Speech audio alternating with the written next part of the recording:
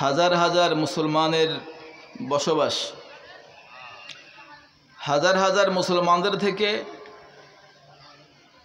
আল্লাহর ওলির এই মাহফিলের জন্য আমাদেরকে কবুল করেছেন। আলহামদুলিল্লাহ।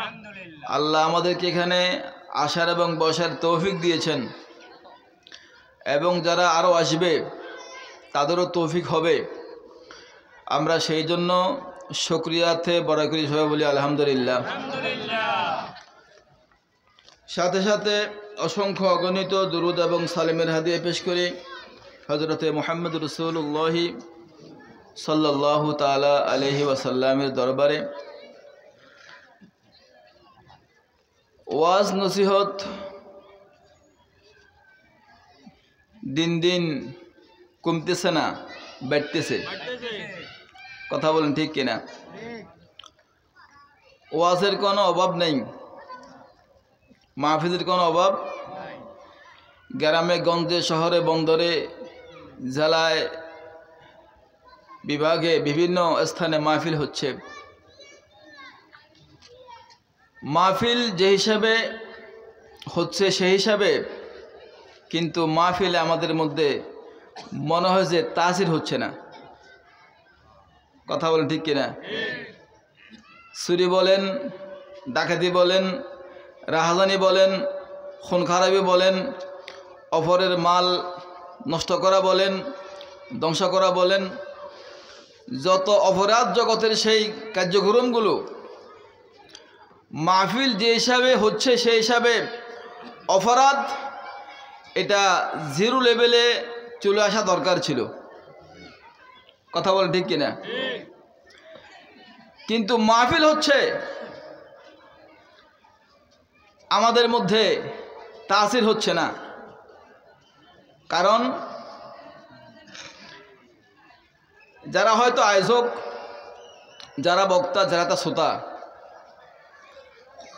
তাদের যে একটা লক্ষ্য উদ্দেশ্য, সঠিক একটা লক্ষ্য উদ্দেশ্য থাকা দরকার, হয়তো সেই লক্ষ্য উদ্দেশ্য আমাদের মধ্যে নেই। আমার পূর্বে বলেছিলেন আমার ভাই, প্রত্যেকের লক্ষ্য উদ্দেশ্য যদি তাকওয়া হয়, খোদাভীতি হয়, আমি আল্লাহর সন্তুষ্টির জন্য আয়োজন করলাম, আল্লাহর খুশির জন্য আমি ওয়াজ করলাম, আল্লাহর খুশির জন্য আমি ওয়াজ শোনার জন্য আসলাম।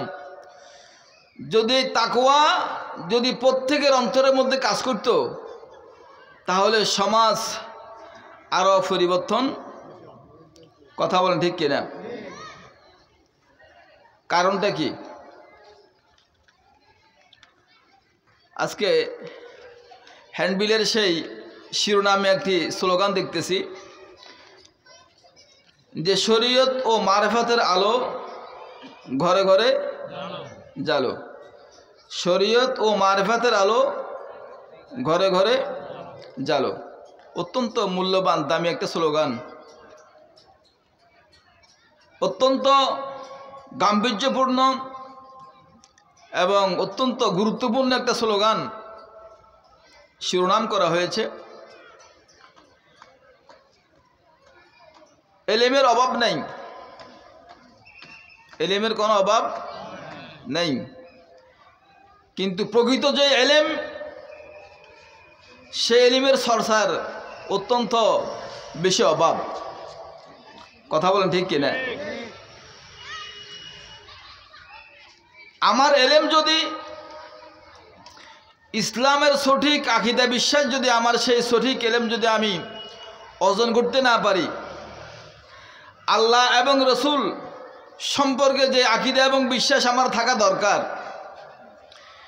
সেই আকীদা বিশ্বাসের এলেম যদি আমি আমার অন্তরে ধারণ করতে না পারি, তাহলে আমি যতই ওয়াজ করি, যতই লক্ষ্য জনতার সেই সম্মুখে সমাহার করি, আমার লক্ষ্য উদ্দেশ্য কিন্তু সফল হবে কি হবে না।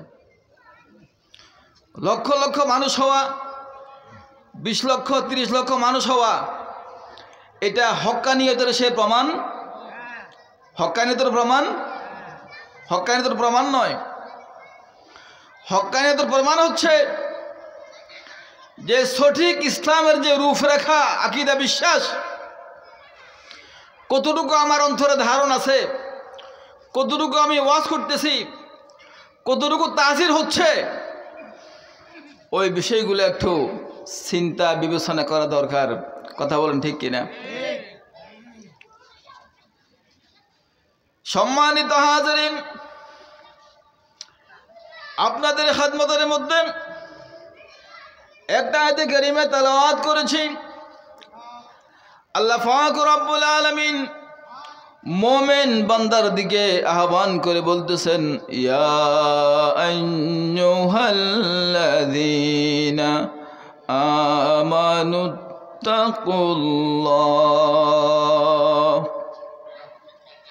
কাকে বলতেছেন? আহ্বান কাকে করতেছেন? কাফেরদেরকে, মুনাফিকদেরকে, মুশরিকদেরকে? কোরআনের মধ্যে কিন্তু মুনাফিকের কথা আছে, মুশরিকের কথা আছে, কাফেরের কথা আছে। দুনিয়ার মধ্যে মুনাফিক আছে, আছে না? মুনাফিক আছে না? মুনাফিক থেকে সবসময় সাবধান। মুনাফিক থেকে সবসময় কি সাবধান? মুনাফিক ইসলামের শত্রু শুধু আজকে নয়, এটা সৃষ্টির শুরু থেকে, নবীর আমল থেকে আজ পর্যন্ত যুগে যুগে ইসলামের মহান শত্রু হচ্ছে মুনাফিক।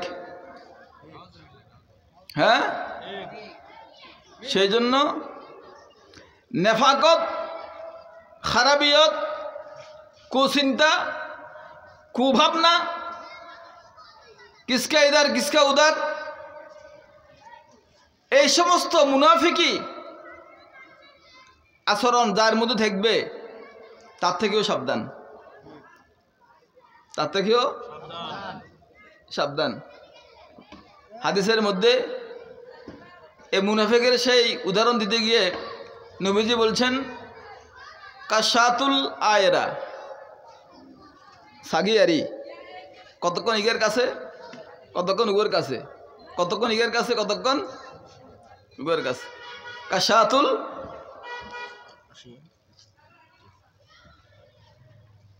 সেই জন্য যুগে যুগে আছে বিশ্বময় মুসলমান অধঃপতন হচ্ছে, লাঞ্ছিত হচ্ছে, অবদস্থ হচ্ছে। মুসলমানরা মুনাফিকের সে খফরের মধ্যে ফিরছে। কিসের মধ্যে? হ্যাঁ, আজকে আপনি শুধু বাংলাদেশ নয়, পাকিস্তান নয়, সৌদি আরব নয়, আফগানিস্তান, ফিলিস্তিন নয়, আজকে মুসলিম বিশ্বগুলো অশান্তি, মারামারি, হানাহানি, কাটাকাটি, আজকে সারা বিশ্ব থেকে বিশ্বের মধ্যে দিক দিগন্তে মুসলমানদেরকে নিধন করা হচ্ছে। আজকে ফিলিস্তিন দেখেন কি অবস্থা, কি পরিস্থিতি। যারা ফিলিস্তিনি, যারা আসল নাগরিক, তারা হয়ে গেছে রোহিঙ্গা। তারা রোহিঙ্গা না? হ্যাঁ, ওগুন হচ্ছে যাযাবর, ইসরায়েলি।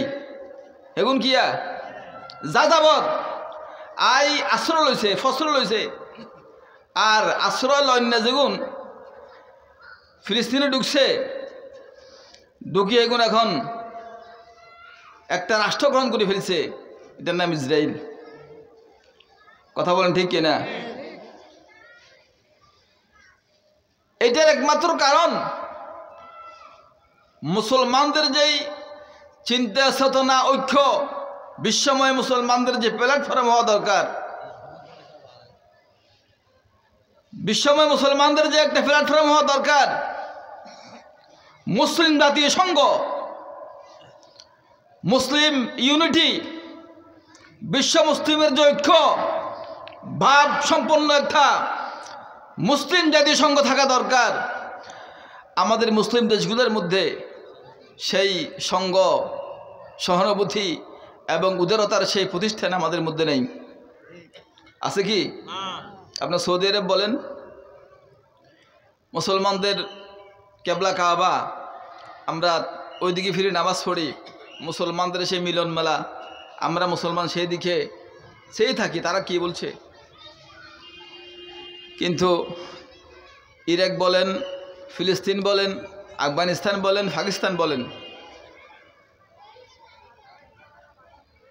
এত নিধন করা হচ্ছে মুসলমানদেরকে, কিন্তু সৌদি শাসক গোষ্ঠী একটা কথা আমেরিকার বিরুদ্ধে বলে, ইহুদির বিরুদ্ধে বলে না, আরো ইহুদিকে ঘাঁটি করে দে মুসলমানদেরকে মারার জন্য। দেন ইরাকের মারিবাল্লা সৌদি আরবে ঘাঁটি দেন, হ্যাঁ দিছে নি গো? দিছে। কারে মারিবাল্লায় কোন দিছে? মুসলমানে দিছে। তাহলে বোঝা যাচ্ছে যারা সৌদি আরবের মধ্যে শাসক গোষ্ঠী আছে তারা হাকিকতে মুসলমান, আসলে মুসলমান নয়, ওরা হচ্ছে নজদি মুসলমান।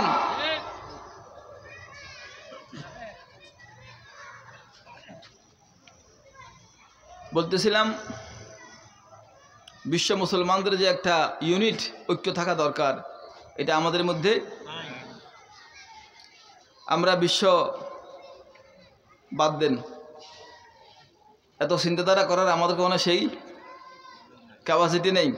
আমরা যারা আছি, কি বলেন, আমরা যারা এখানে তরিকতপন্থী আছি, যারা এই দেশের ইসলামের ধারক বাহক আউলিয়া কেরাম যারা আছে, বিশেষ করে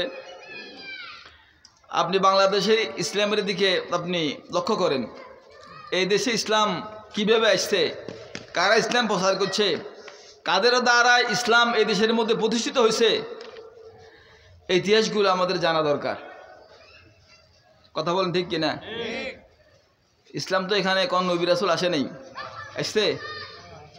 কোন সাহাবী কি বাংলাদেশে আসছে? কোন সাহাবীর মাজার কি আছে? সাহাবীর মাজার চীনের মধ্যে আছে। আল্লাহ রাসূল যখন বলছেন তোমরা চীন দেশ থেকে হলেও কি করো, জ্ঞান অন্বেষণ করো, নবীদের সেই হাদিস তারা অন্তর ধারণ করে নবীদের সাহাবীরা চীনের মধ্যে আসছেন। সম্ভবত 5 জন সাহাবীর সেই মাজার চীনের মধ্যে আছে। এই বাংলাদেশের জমিনের মধ্যে কোন সেই নবী রাসূল আসে নাই, সাহাবায়ে কেরাম আসে নাই। এই বাংলাদেশের জমিনের মধ্যে আজ থেকে 720 বছর আগে, কত বছর আগে? 720 বছর আগে হযরতে শাহজালাল ইয়ামানি মুজাদ্দিদি রহমতুল্লাহ আলাইহি এই দেশের মধ্যে ইসলামের দাওয়াত নিয়ে সে আগমন করেছেন। পড়ে করে বলুন সুবহানাল্লাহ। কত বছর আগে? বাংলাদেশ স্বাধীন হয়েছে ক বছর আগে? 53 বছরে না, ক বছর আগে? আমরা বাংলাদেশের বয়স ক বছর? 53 বছর। আর পূর্ব পাকিস্তান, পশ্চিম পাকিস্তান হিসাব করলে 47 সালে পাকিস্তান ভাগ হয়েছে। ক সালে? 47 সালে ভাগ হয়েছে। আমরা 53 বছর বয়স বাংলাদেশের, কিন্তু এই দেশের মধ্যে 750 বছর আগে, 720 বছর আগে আসছে কোন? হজরতে শাহজালাল রহমতুল্লাহ আলাইহি। হজরতে শাহ কারামতুল জুনফি রহমতুল্লাহ আলাইহি নাম শুনছেন না? উনি এই দেশের মধ্যে আসছেন 1850 সালে। কত সালে? 1850 সালে। তিনি সর্বপ্রথম নোয়াখালী কারামতি আলিয়া মাদ্রাসা প্রতিষ্ঠা করছেন। কারামতি আলিয়া মাদ্রাসা প্রতিষ্ঠা করছেন। শুধু সেইখানেই আপনার লক্ষ্মীপুর কারামতিয়া, আরও বিভিন্ন সেই বাংলাদেশের সেই বিভিন্ন ডিস্ট্রিক্টের মধ্যে এইভাবে মাদ্রাসা প্রতিষ্ঠা করছেন। 1850 সালে তিনি প্রতিষ্ঠা করে 30 বছর সেখানে তিনি মাদ্রাসার প্রধান এর দায়িত্বে ছিলেন।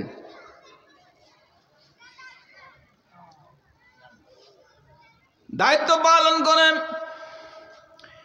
বাংলার আনাচে কানাচে ইসলামকে বহুল প্রকার করার জন্য হাঁটি হাঁটি পা পা করে তিনি সেই রংপুরের জমিনের মধ্যে তিনি সে তার জীবনের সমাপ্তি সেখানে ঘটেছে, সেখানে তার ইন্তেকাল হয়েছে।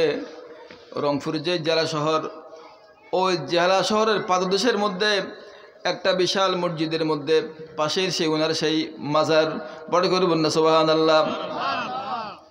এইভাবে এই সিরিজিয়া দরবারে যেই যারা ঊর্ধ্বতন আউলিয়া কেরাম যারা আছেন, ফুরফুরা শরীফের হজরতরা, এই দেশের মধ্যে ফুরফুরা, সরসিনা, জোনফুরি, এই সমস্ত আউলিয়া কেরাম এই দেশের মধ্যে এসে হাঁটি হাঁটি ফা ফা করে এই দেশের মধ্যে এখন তো মনে করেন বিমান আছে, হেলিকপ্টার আছে, হ্যাঁ, যাতায়াত ব্যবস্থা হ্যাঁ, সব কিছু আছে, বাস আছে না? তখন কি এগুলো ছিল? রাস্তাঘাট ছিল? রাস্তাঘাটও মানুষের স্বাভাবিক যাতায়াতের ব্যবস্থাপনা ছিল না। ওরা কষ্ট মেহনত করে আল্লাহ এবং রসুলের সেই দিনকে এই দেশের মধ্যে প্রতিষ্ঠা করার জন্য অত্যন্ত সে প্রতিকূল পরিবেশের মধ্যে এই দেশের মধ্যে লক্ষ লক্ষ কোটি কোটি মুশরিকদেরকে, সেই বিধর্মীদেরকে ইসলামের সেই ছায়াতলে এনেছেন। বড় করে বলুন না সুবহানাল্লাহ। এটাকে বলা হয় ইকামতে দিন। কি বলা হয় হুজুর? এটা ইকামতে দিন। একামতে দিন হিন্দুরে মুসলমান বানাইছে, হিন্দুরে মুশরিকদেরকে ইমানদার বানাইছে। এটা হচ্ছে হাকিকতান কি? ইকামতে দিন। এই আউলিয়া কেরামদের পদচারণায় বাংলাদেশের সেই আনাচে কানাচে আজকে যেই 3.5 লক্ষ মসজিদ, কয় লক্ষ মসজিদ? 3.5 লক্ষ, আরও বেশি হতে পারে, কম বেশি হতে পারে। মসজিদ প্রায় 4 লক্ষ হতে পারে মসজিদ। এই মাদ্রাসা, এই যে ইসলামের যে বৌলবালা, এই সমস্ত সব কিছুর পিছনে একমাত্র অবদান এই দেশের মধ্যে হযরত শাহজালাল রহমাতুল্লাহ আলাইহি, ফুরফুরা শরীফের হজরত দ্বারা, জোনপুরের হজরত দ্বারা এই দেশের মধ্যে এসে এই সমস্ত ইসলামের খেদমত করেছেন। পড়ে করবেন না সুবহানাল্লাহ। খালি মুসলমান ওইলে তো না, আব্বা মুসলমান, দাদা মুসলমান, আয় মুসলমান, খালি এটা ন। মুসলমান কি হিসেবে মুসলমান হয়েছি? ইসলামের ধারা কোত্থেকে আইছে? বর্তমান সময়ে এটা জানা এবং বুঝা, চিন্তা করা, সিদ্ধান্ত নেওয়া, এটা মুসলমানদের জন্য অত্যন্ত গুরুত্বপূর্ণ। কারণ ইসলামের দলের অভাব নেই। হ্যাঁ, ঢাকা যাবেন তো? কোনটা যাবেন? ঢাকা যাবেন, কোন রাস্তা দিয়ে যাবেন? রাস্তা চিনতে হইব। এলাই বিলে গেলে বেগুনে জান্নাতের কথা কর, বেগুন হকের কথা কর। আমরা হকের মধ্যে আছি, এবারটাকে আমরা হকের মধ্যে আছি, এবারটাকে হকের মধ্যে আছি, এবারটাকে হকের মধ্যে আছি। আমরাই বড় হক।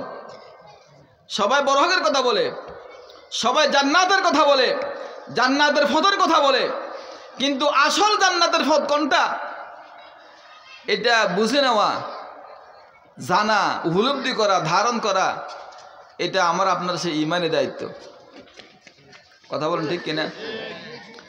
আল্লাহ বলেন, ইয়া আইয়ুহাল্লাযীনা আমানু তাকুল্লাহ ওয়া কুনু মা'আস সাদিকিন। মুমিন বান্দাদেরকে আল্লাহ বলেন, হে বান্দারা, তোমরা ইত্তাকুল্লাহ, আল্লাহকে ভয় করো। আল্লাহর ভয় একজন মুমিনের জন্য অত্যন্ত একটা গুরুত্বপূর্ণ বিষয়। যার অন্তরের মধ্যে তাকওয়া আছে, সেই কখনো সেই অপরাধ করতে পারে না, সে জানা করতে পারে না, হিংসা বিদ্বেষ করতে পারে না, মানুষের সেই হত্যা করতে পারে না, কারো বাড়ির মধ্যে আগুন লাগাইতে পারে না। যে বান্দার মধ্যে তাকওয়া আছে, আল্লাহর ভয় আছে, সে কোনো অবস্থাতে সেই খারাপ সে কাজ করতে পারে না। কথা বলেন ঠিক কিনা? অপরাধ ওই ব্যক্তিই করবে যার অন্তরের মধ্যে তাকওয়া নাই, খৌফ ইলাহি নেই, আল্লাহর ভয় নেই। কথা বলেন ঠিক কিনা? আর আল্লাহর ভয় আসার জন্য আল্লাহ তারপরে বলছেন ওয়াকুনু মাস সাদিকিন। কি বলছেন? ওয়াকুনু মাস সাদিকিন। তোমরা আল্লাহর ভয় আসার জন্য তোমাদেরকে যারা সাদিকিন সলিহিন বান্দা আছে, আল্লাহর নেককার বান্দা আছে, তোমরা তাদের সাথী হও, তাদের সঙ্গে থাকো, তাদের পথে থাকো, তাদের সে অনুসরণ করো, তাদের যে ওয়াজগুলো আছে সেগুলো তোমরা শোনো, উপদেশ তোমরা মানো, তাহলে তোমরা অন্তরের মধ্যে আল্লাহর ভয় আসবে। সম্মানিত হাজিরিন, আজকে বিশেষ করে যিনি শিকদার সাহেব আসবেন, হাজার হাজার আলেমের উস্তাদ, যাদের ওয়াজ শোনার জন্য